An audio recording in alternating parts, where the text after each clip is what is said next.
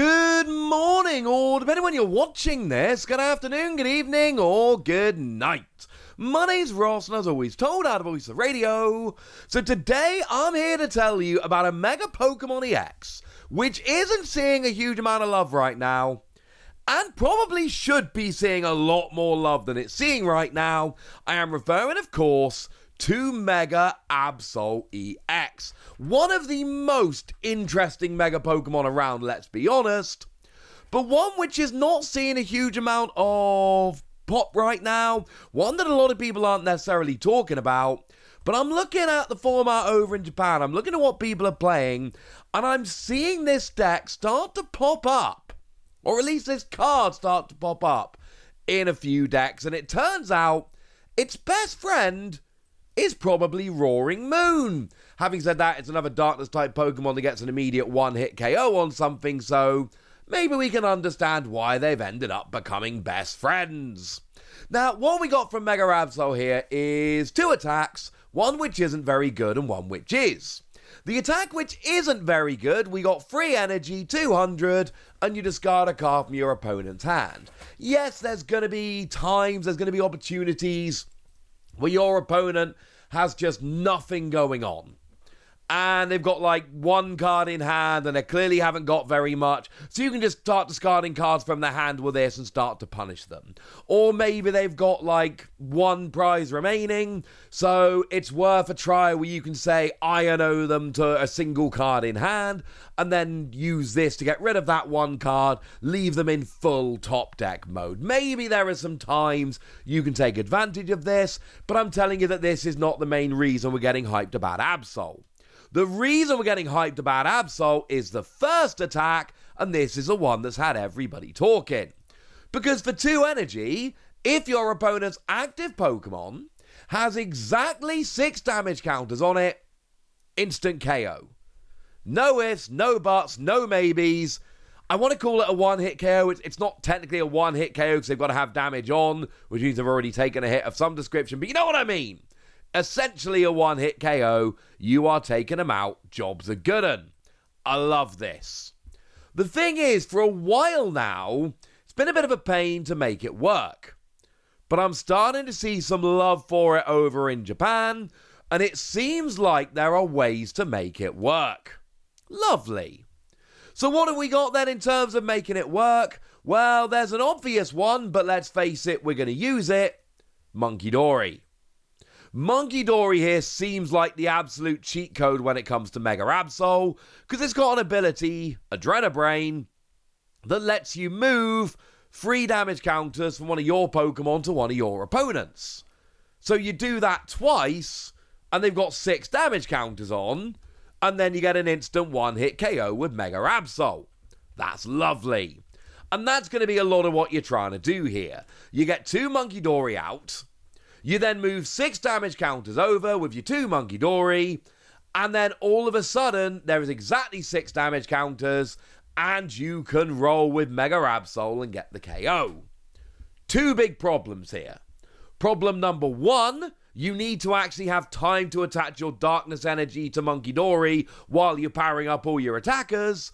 And problem number 2, you need to make sure you've always got that pool of damage sitting on the board ready to move over with Monkey Dory so you can get the KO with Absol.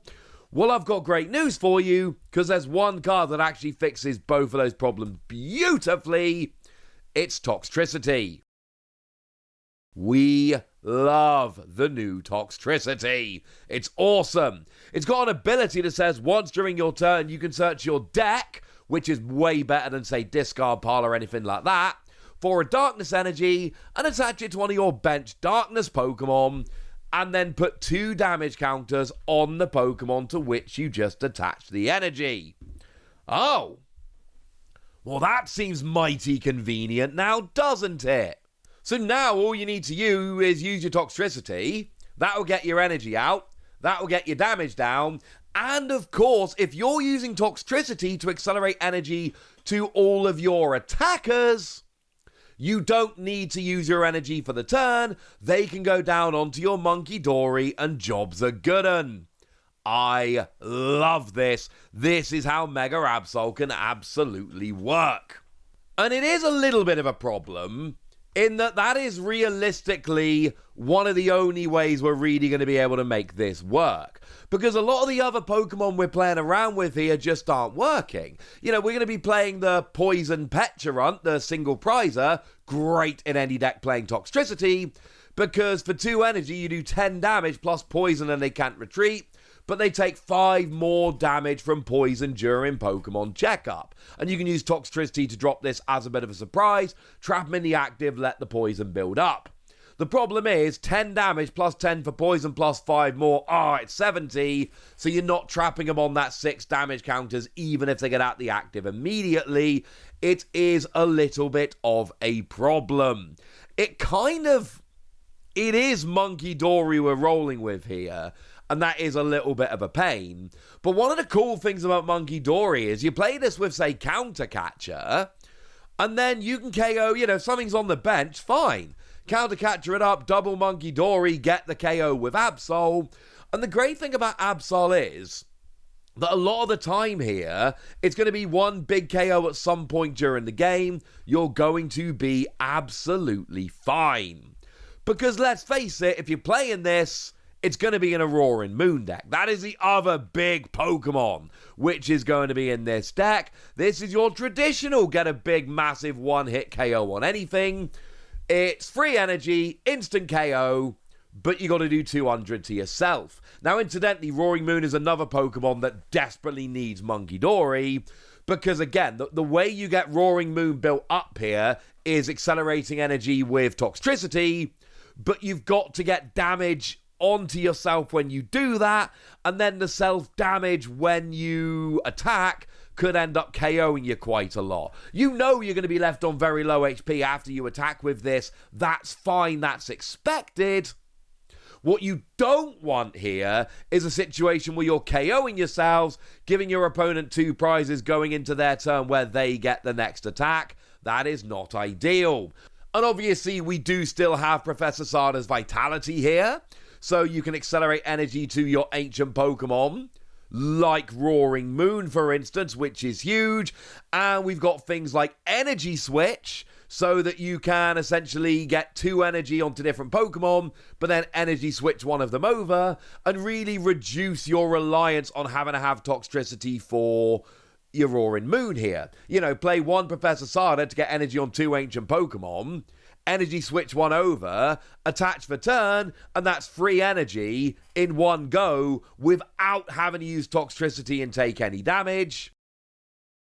But then there's going to be points in the game where you do have to use Toxtricity, and that's when Monkey Dory to get that damage off becomes incredibly important. While we're talking ancient Pokemon, we're also kind of playing around with a little bit of a Brute Bonnet here, which I kind of adore. It's the more recent one from Twilight Masquerade, and single energy poison, or free energy, 50 damage for each damage counter on your opponent's active Pokemon. It actually works beautifully in a deck like this.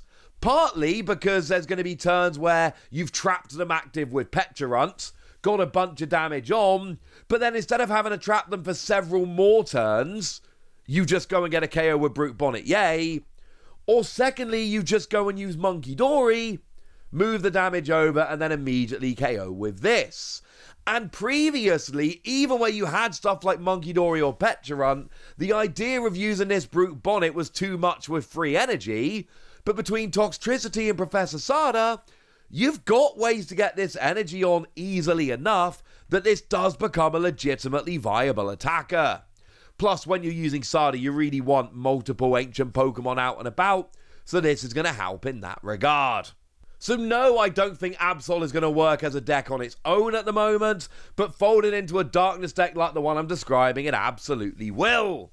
So let's finish off and give you a little bit of a deck list here as an example. There are other ways to play it. I'm telling you about the skeleton of a deck list, and might as well give you a real list with which to have a play.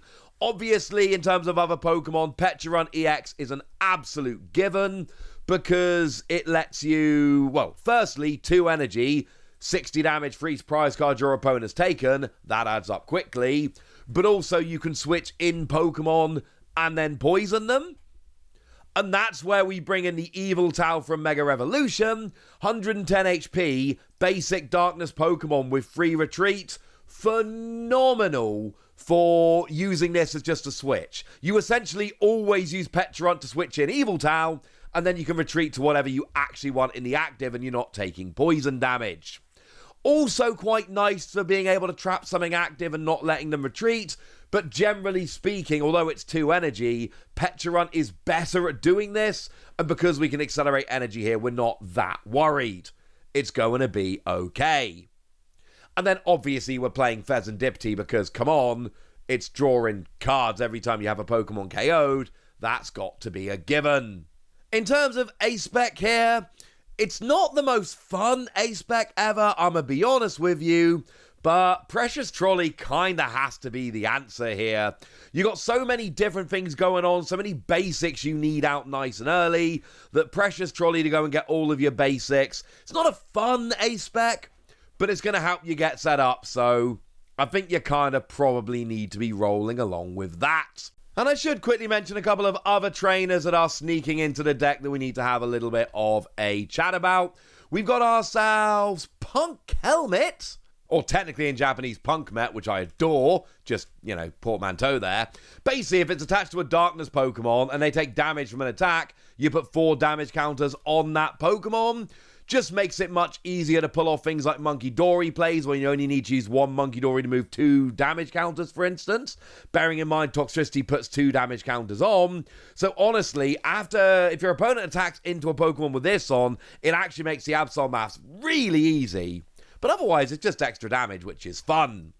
The other one we need to mention here is Battle Coliseum. Now, this is a super weird one, because what Battle Coliseum does is it stops Pokemon on the bench taking damage counters from, any effects of attacks, including damage counters, from moves or abilities. Which is weird, because in theory it stops like your own Monkey Dory. Only stops moving damage counters to the bench, not to the active. But it's great for protecting against stuff like Dragapult. So it's one of those where if you need it, you'll use it. But especially if you're really relying on your Monkey Dory, which in a lot of matchups you are, either don't play this or make sure you play this in a situation where your Monkey Dory is always moving damage to the active, and you're going to be fine. Here's the deck list as a whole, and really here it is just built around those big KOs. If you want a KO in the normal way, you've still got Roaring Moon's second attack, which is fine, and things like Evil Tao and, your Brute Bonnet can act as single prize attackers, but really here, against single prize decks, things like Brute Bonnet and Monkey Dory and Evil Tao should be able to add up to give you what you need, and against 2 prize decks, you should be getting some instant one-hit KOs in a way that other decks struggle to so efficiently. Frankly, ladies and gentlemen, I like this quite a bit. But I've told you about it now, so now it's over to you guys. Tell me what you think about Absol and whether it can work on its own or in this deck. Tell me anything you want to tell me in the comment section. Ganas! Be nice! And then make sure you like this video, subscribe to this channel, follow me on Twitter at the Wasi. That's where we talk about Pokemon and a whole bunch of other card games. And please do consider checking out patreon.com/PTCG Radio, where you can support the channel, get some bonus podcasts and all kinds of fun things. And get shout-outs on the channel, like the lovely Nick Gleason, who's been a supporter of ours for a while now and seems to be a very lovely person. So shout-out to them for the support and the loveliness. But by far the most important thing as always, look after yourselves till next time, would ya? Thank you very much for watching. My name's Ross, and you've been watching PTCG Radio.